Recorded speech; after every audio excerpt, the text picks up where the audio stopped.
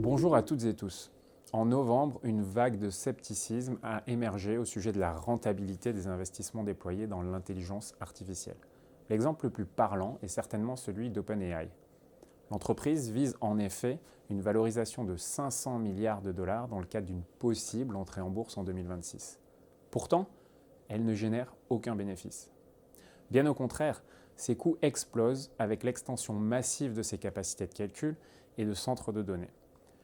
OpenAI prévoit 1400 milliards de dollars d'investissement d'ici 2030, mais reste pourtant sans réelle protection concurrentielle. Elle est donc vulnérable face à d'autres modèles d'IA, comme le très performant Gemini 3, lancé en novembre par Google. Résultat, nous assistons à un début de différenciation au sein des acteurs de l'IA, et les prochains mois seront certainement passionnants.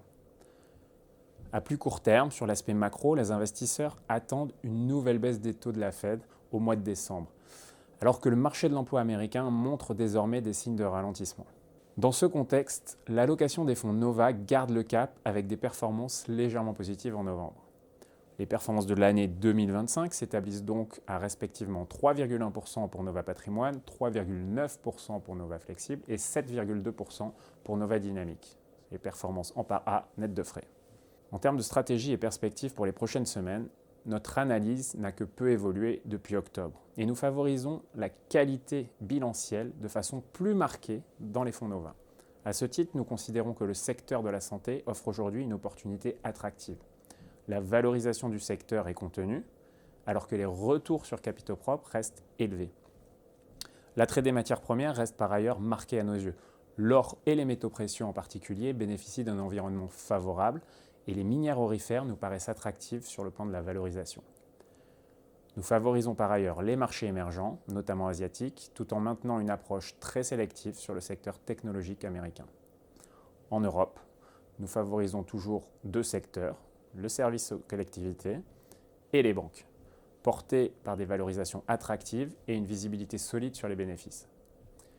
Nous nous exposons aussi à une sélection de valeurs liées à la hausse des besoins d'électrification, qui vont bien au-delà du raccordement des centres de données pour l'intelligence artificielle, puisque la généralisation des usages électriques dans l'économie devrait mécaniquement faire progresser de 40% la demande mondiale d'électricité au cours des 10 prochaines années.